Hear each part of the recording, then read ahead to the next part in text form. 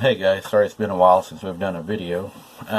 We have been working on some things. We haven't just been sitting around. We've been busy. Peco sent in a story I'm going to share with you all today. He calls it the Peeper, so I'm going to go ahead and keep the name and name it the Peeper. Have any of you all followed the 411 stories? The Hunted and the other 411? If you have, there was a story here in Oklahoma that happened, and I'm not saying that it's related by any means, and the information I got is from Fox 23. I'll put their link in the description. Had a boy, 13 years old, name was Ethan, from Stidham, Oklahoma. It's over in McIntosh County. He went missing, and what I was looking at had a lot of people searching for him. We had the FBI, the Muskogee Nation Light Horse Police, McIntosh Sheriff's Department, and the Oklahoma Highway Patrol. It was last seen on Monday around 5:45 p.m. He was in the Stidham area. He was operating an orange Kubota tractor. It was actually found Tuesday. Authorities started searching for him around 10 p.m. Monday night. The tractor was found that night at the Mission Acres store. It's about a mile north. And where the tractor was at and where this young man was found, it was approximately 20 to 21 miles that he had covered from Monday at 5:45 till they found him, I'm guessing Tuesday. I don't believe they gave a time. I don't see a time. But anyways, 21 miles is a long ways to cover. I'll try to put a map up just to kind of show you all.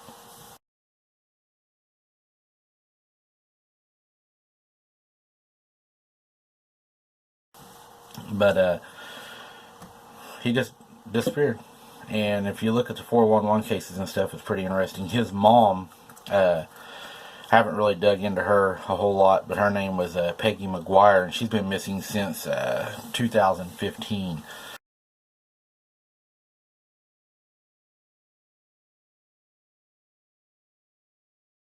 Same area. This area, I think, has a lot of missing going on down there, so it might be something to read up on and give you all something. I'm going to probably study up on it, but anyways, let's get to Pecos' story. I'd like to read it to you and, I don't know, get it out there. It's always good stuff from him. So here we go. He says, back when I still lived in southern Nowata County, and this encounter happened quite a few years ago, I was probably in my late 30s. At the time, there were 3 county deputies living in the area. Actually, there were 2 ex-deputies and 1 full-time. One of the deputies was named Dallas, and he was a deputy from out of state. He and I were good friends. He was over at Dallas's house having dinner, and they received a phone call from a woman that lived in town. It was about 3 miles away, and mind you, this was a small farming community.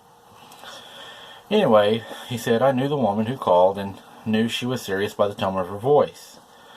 She was telling me that there was a big hairy man looking in her kitchen window at her, and that she was doing her dishes when this happened. Very common.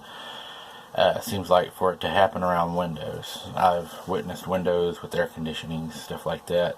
It's very common. Maybe he's trying to hear in, see in, I'm not sure, but that seems to be pretty common. He says, I told her that Dallas and I were on our way and for her to stay in the house, and while we were there, when Dallas and I arrived, we checked around the house and seen nothing. We spoke with her for a bit, and she told us that she had just put her kids down to bed and went to the kitchen to finish her dishes. She said that she heard something tap on the window.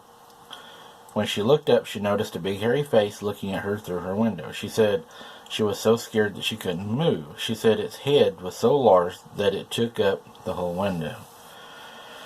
I'm not guessing, but I would say, Pecos would probably agree, I'd say this would be an adult male, probably. That's pretty big. He says we left her and we went outside. It was dark, but we had mag lights. We crossed the fence and it was checking the barn when something let out a growl. Nothing like I've ever heard. The pistols came out. Whatever this thing was, it was huge and it ran right between him and I. It was close enough that we could have touched it, and it moved so fast that it was just a blur in our lights. So fast that it was just a blur in our lights, sorry guys. And he said, but it was huge and damn fast. We could hear it running, but we couldn't see it. We took off running after it, and we could tell by the sound of it running it was getting ahead of us. Dallas fired 2 shots from his .45 at it, and we heard it scream, but we could hear it still running. When this creature put its feet down, it was loud. We chased this thing across and down 20 acres and never got a good look at it with our flashlights.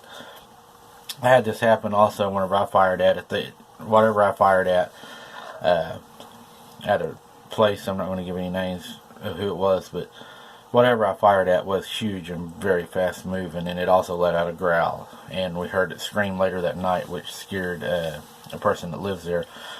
He wouldn't go back out after dark after that had happened. So, anyways, he said we heard it scream out again, but this time it sounded like it was across the creek. We stayed out there looking for a blood trail and never found anything, nor did we hear anything else from the creature. And to this day, we can't be sure what it was. But I have a fairly good idea what it was. And now that I know what I think it was, I thought back to when I was a child about 10 years old. In this very spot, my cousin brought me down here to hunt snipes. Well, you know how the story goes, or should. And if you don't, Mike can tell you. Yeah, we know what the snipe hunting is. But they left me down by the creek all night. When my cheap flashlight batteries went dead, it got spooky. Come daylight, I went home, and when my uncle found out what happened, somebody got the strap. Yeah, I imagine they did. A lot of these encounters, even like what Pecos is talking about, people have them at their windows. I don't know if it's from curiosity, if they can smell, the food maybe we're cooking, the scraps. I know a lady I used to speak to, she said that it used to eat scraps that she would leave out. These are all people that I trust. Pecos knows a lot of them. They're elders from the town, and they just weren't people to lie to you. They were people that were pretty straight up honest. I mean, a lot of them were war vets, just very good people. Pecos has a lot of things, and I appreciate him sharing what he does share. And I'm hoping I can get with Pecos and talk a little bit about this Ethan boy. I did put in a message to a news crew that done the story on him. I've yet to hear anything back as to why he came up missing, what he was doing, did he get lost? Nobody will answer. I think that's a lot of ground for a 13-year-old boy to travel in, say, a day, 21 miles. I think it was pretty cool around that time, too. So, pretty weird, because I know in 411, a lot of the people that went missing, they were found completely way away in a short amount of time. One little boy said that a big cat scratched him. That's just, the only words he could think of to put to what had happened. People say they don't think that it will hurt you.